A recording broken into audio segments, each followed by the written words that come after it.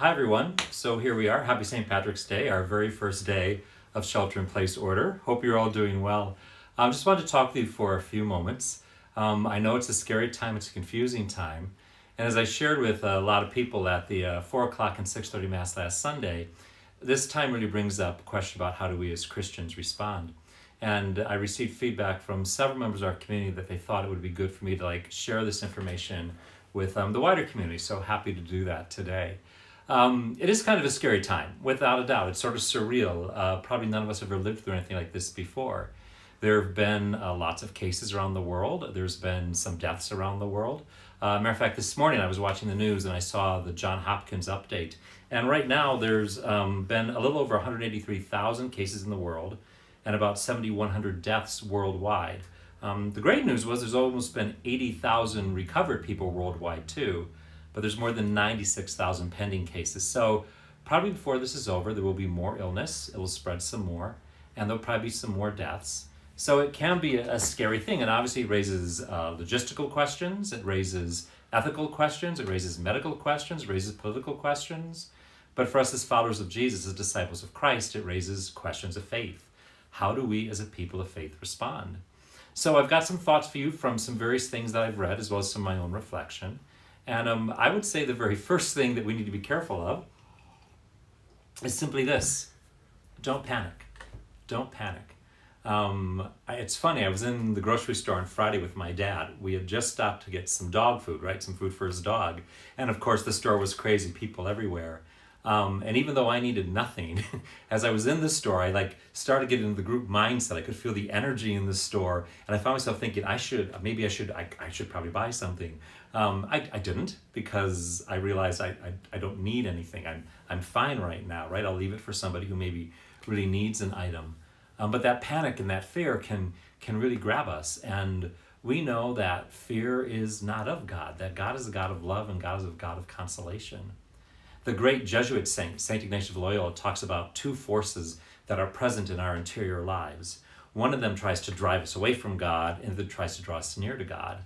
And the one that drives us away from God, he calls an evil spirit. And of that evil spirit, he says it causes gnawing anxiety, it saddens, it sets up obstacles.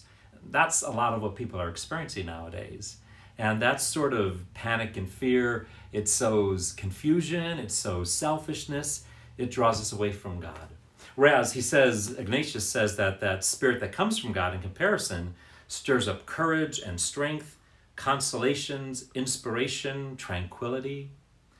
Let those voices speak to you. When you feel those things, that's God's spirit within you, calling you not to panic, to trust God, to not be afraid. Trust that God is with you. Because if we can't get there, if we can't calm ourselves down and trust that God is with us, then we're going to have a very hard time making a truly Christian response to the situation that's going on around us.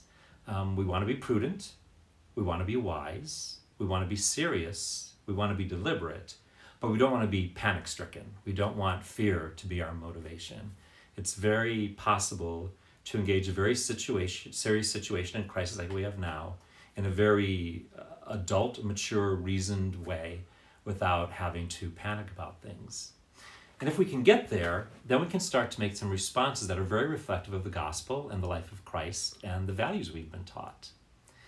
You've probably heard in Italy right now, or at least a few weeks ago, their medical system was so overwhelmed, so many people getting sick at the same time that there weren't enough hospital beds, there weren't enough doctors or nurses, and there weren't enough respirators.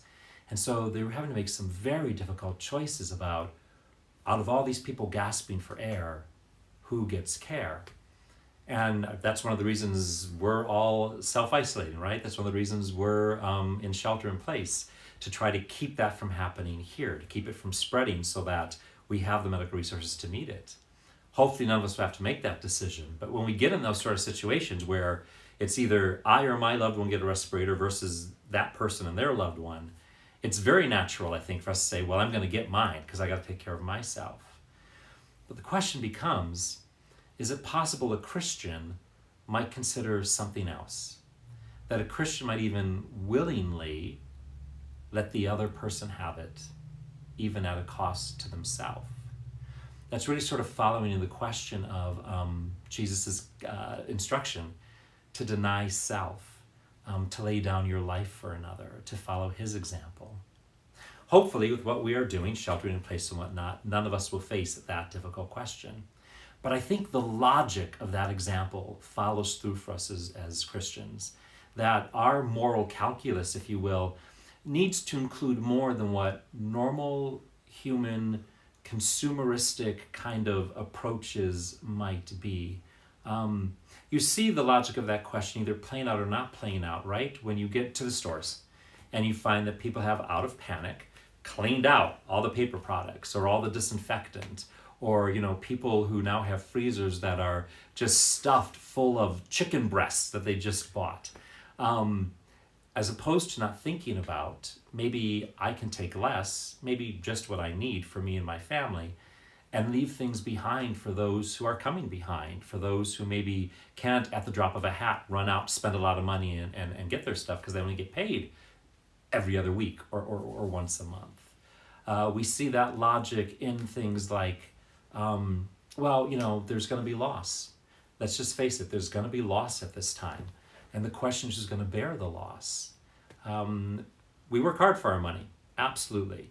And many of us have put money down on things that we were planning to do, whether it was taking a trip. My trip to Rome is off, obviously, next month.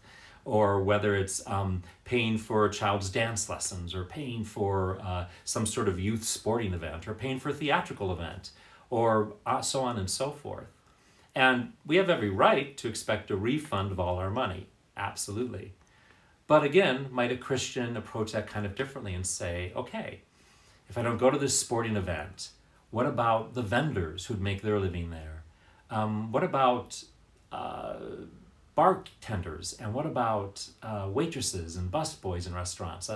Just yesterday, when the shelter in place was being announced, I happened to be out having a bit of lunch, and the person behind the bar who was serving me, her face just dropped as she realized that all of a sudden, in 11 hours, she was going to be out of work for 3 weeks. There's going to be loss. Someone's going to bear it. The woman who is running her own private business, running a dance studio, her suddenly has to cancel all her classes. The coaches in Little League, right? So on and so forth. The cooks, the janitors, the people who work hourly, the people who work for tips. Is there some way that we can collectively share that burden? There will be loss, either by them or by us, or maybe we can find a way to share that together. I guess the disciple of Christ, realizing that when there's a limit of resources, whether it's ventilators or consumer goods or cash, takes into account the needs of others and is maybe willing to do without. Maybe those of us who are financially doing okay, we don't demand refunds. We let theater groups keep the money. We let whoever might need it and benefit more from it have that. It's the idea of denying ourselves for the sake of another, that very call that Christ gave us to be selfless for the good of others, to, in that sense, lay down our lives so that others may live. Of course, I also don't think this is entirely a bad thing going on right now. While there may be some real difficulty for us, absolutely, and as long as you don't have the virus itself, this is also an opportunity, I think. Like you, I had many things on my calendar just cancel out. I had talks and missions planned throughout the Lenten season. I had dinners and lunches with friends and things all set up, and all those things are gone now. And when that happened, I just sort of went, oh, there was suddenly a letting go of attention I didn't know I was carrying in my life. And it's given me space to enter into Lent more than to make Lent happen for people. And I think the shelter in place sort of brings to a stop our incessant busyness, our constantly running day in and day out to get things done, and gives us back some control of what we're going to do with our time. We can't control that things have been taken away from us, that we cannot do what we would normally do, but we can make decisions about what we're going to do with the time that we have. And I think there's some great opportunities for us. For many families, this is a great opportunity for you to reconnect, to have family dinners together when you don't have people running around to rehearsals or practices or whatever, or games, You can actually share dinner and meals regularly together and reconnect with each other. You don't have to be just people who live in the same house. You can rediscover the depth and the richness of being a family. Family game night, you can enjoy that together. You can pray together as a family.